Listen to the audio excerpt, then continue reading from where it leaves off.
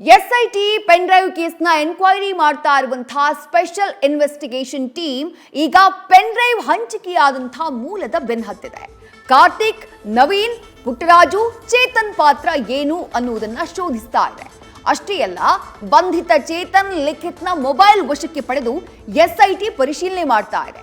ಈ ಹಂಚಿಕೆಯಲ್ಲಿ ಇಬ್ಬರು ನಾಯಕರ ಹೆಸರು ಕೂಡ ತಳುಕು ಹಾಕೊಂಡಿದೆ. ಯುವಕ ಹೋಗಿ ವಿಡಿಯೋ ನೋಡಿದಾನೆ ಅಂತ ತಪ್ಪಿತಸ್ತು ಅಂತ ಹೇಳಿದ್ರೆ ಕಾಲೇಜ್ ಹುಡುಗರಿಂದ ಹಿಡಿದು 75-80 ವರ್ಷದ ವಯಸ್ಸಿನವ್ರಿಗೂ ಕೂಡ ಮೊಬೈಲಲ್ಲಿ ತಲುಪಿರುತ್ತೆ. ಸಂತ್ರಸ್ತರ ಮೇಲೆ ಬ್ಲ್ಯಾಕ್ ಮೇಲ್ ಮಾಡ್ಕೊಂಡಿರ್ತಕ್ಕಂಥದ್ದು ಆಗಿರ್ಬೋದು, ಇನ್ನೊಂದೇನು ಅನೌನ್ಸ್ಮೆಂಟ್ ಮಾಡಿರೋದಲ್ಲ, ಅದು ಇದಕ್ಕಿಂತ ಘೋರ ಅಪರಾಧ. ಈ ಪರ್ಟಿಕ್ಯುಲರ್ ಎಪಿಸೋಡ್ ಬಗ್ಗೆ ಕಮೆಂಟ್ ಮಾಡಲ್ಲ.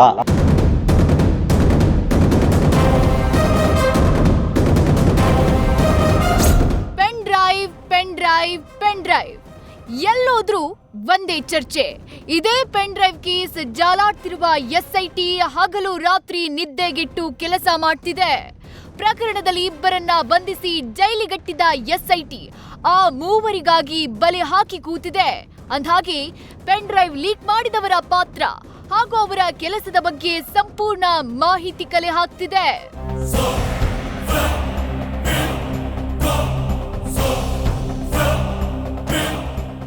ಕಾರ್ತಿಕ್, ನವೀನ್ ಗೌಡ, ಪುಟ್ಟರಾಜು ಹಾಗೂ ಚೇತನ್ ಪಾತ್ರದ ಬಗ್ಗೆ ಸಂಪೂರ್ಣ ತನಿಖೆ ಆಗ್ತಿದೆ.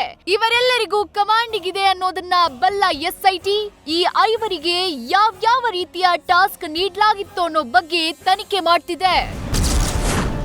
ಕಲೆ ಹಾಕಿದ ಸಾಕ್ಷಿಗಳನ್ನ ಆಧರಿಸಿ 4 ಮೇಲೆ ಎಸ್ಐಟಿ ತನಿಖೆ ಆಗ್ತಿದ್ದು, ಪ್ರತಿಯೊಬ್ಬರ ನಂಬರ್, ಸಿಡಿಆರ್ ಹಾಗೂ ಟವರ್ ಡಂಪ್ ತೆಗೆದು ಪರಿಶೀಲನೆ ಮಾಡೋಕೆ ಮುಂದಾಗಿದೆ.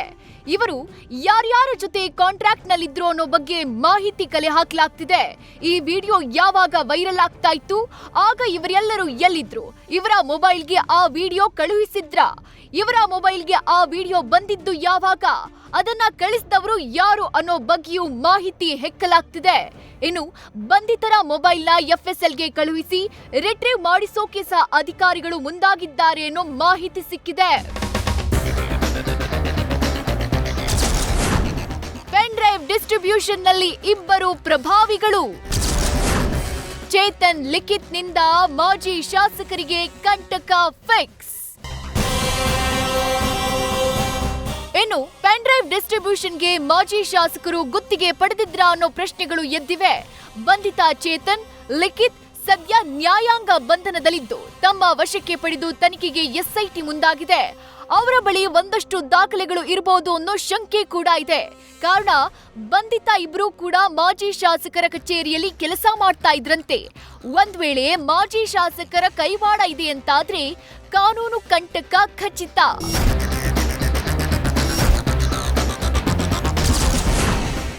ನಮಗೂ ವಿಡಿಯೋಗೂ ಯಾವುದೇ ಸಂಬಂಧ ಇಲ್ಲ. ನಿನ್ನೆ ಅಮಾಯಕರ ಬಂಧನ ಎಂದ ಪ್ರೀತಂ ಗೌಡ. ಯಾವಾಗ ಪೆನ್ ಡ್ರೈವ್ ಕೇಸ್ನಲ್ಲಿ ಇಬ್ಬರ ಬಂಧನ ಆಯ್ತೋ ಅದು ಪ್ರೀತಂ ಗೌಡರ ಮೇಲೆ ಸಂಶಯ ಹುಟ್ಟಿಸಿದೆ. ಆದ್ರೆ ಇದನ್ನ ತಳ್ಳಿ ಹಾಕಿದ ಪ್ರೀತಂ ಗೌಡ ಇದಕ್ಕೂ ನಮಗೂ ಯಾವುದೇ ಸಂಬಂಧ ಇಲ್ಲ ಎಂದಿದ್ದಾರೆ. ಫಾರ್ವರ್ಡ್ ಆಗಿ ವಾಟ್ಸ್ಆಪ್ಗೆ ಬರುತ್ತೆ, 1.5 ಲಕ್ಷ ಜನರ ಮೊಬೈಲ್ಗಳಲ್ಲಿ ವಿಡಿಯೋ ಇದೆ, ಹಾಗಂತ ಎಲ್ಲರನ್ನೂ ಬಂಧಿಸಿ ವಿಚಾರಣೆ ಮಾಡೋಕ್ಕಾಗತ್ತಾ ಅಂತ ಪ್ರಶ್ನೆ ಮಾಡಿದ್ದಾರೆ. ಇದು ವಾಸ್ತವ ಸತ್ಯ. ಅಂದರೆ ಪ್ರತಿಯೊಬ್ಬರು ಮೊಬೈಲ್ಗೂ ನಿಮ್ಗೆ ವಾಟ್ಸಪ್ ಬಂದರೆ ಅಕ್ಸೆಪ್ಟು ಡಿಕ್ಲೈನು ಅಂತೇಳಿ ಇರೋದಿಲ್ಲ. ನಿಮ್ಮಲ್ಲಿ ಪ್ರತಿ ಮೆಸೇಜು ಬರೋ ಅಂಥದ್ದಿರುತ್ತೆ. ಆ ರೀತಿಯಾಗಿ ಫಾರ್ವರ್ಡ್ ಆಗಿರೋ ಅಂಥದ್ದು ಸರ್ವೇ ಸಾಮಾನ್ಯ. 1-1.5 ಲಕ್ಷ ಜನರು ಮೊಬೈಲಲ್ಲಿರೋ ಅಂಥದ್ದನ್ನು ನೀವು ಯಾರೋ ನಿರ್ದಿಷ್ಟವಾಗಿ ಒಬ್ಬರು ಇಬ್ಬರ ಹತ್ರ ಮಾತಾಡಿದ್ರೆ ಅದರಲ್ಲಿ ಏನೂ ಉಪಯೋಗ ಇರಲ್ಲ. ಹಾಗಾಗಿ ತನಿಖೆನ ಭಾಳ ವ್ಯವಸ್ಥಿತವಾಗಿ ಮಾಡೋ ಅಂಥದ್ದು ಭಾಳ ಅವಶ್ಯಕತೆ ಇದೆ. ದೇವೇಗೌಡರ ಕುಟುಂಬದಿಂದ ದೂರ ಮಾಡುವ ಹುನ್ನಾರ. ಸತ್ಯ ಹೊರಗೆ ಬರಲು ದೂರು ಕೊಟ್ಟಿದ್ದಾಗಿ ಹೇಳಿದ ಮಂಜು. ಇತ್ತ ನವೀನ್ ಎಂಬಾತ ಮಾಡಿದ ಎಫ್ಬಿ ಪೋಸ್ಟ್ ಜೆಡಿಎಸ್ ಶಾಸಕ ಎ ಮಂಜು ಅವರನ್ನ ಕಟಕಟಿಯಲ್ಲಿ ನಿಲ್ಲಿಸಿದೆ. ಗೌಡ್ರ ಕುಟುಂಬದಿಂದ ನನ್ನನ್ನ ದೂರ ಮಾಡೋ ಉದ್ದೇಶ ಇದೆ ಎಂದಿದ್ದಾರೆ. ಅಲ್ಲದೆ ನವೀನ್ ಯಾರು ಅನ್ನೋದೇ ಗೊತ್ತಿಲ್ಲ ಅಂತ ಹೇಳಿದ್ದಾರೆ.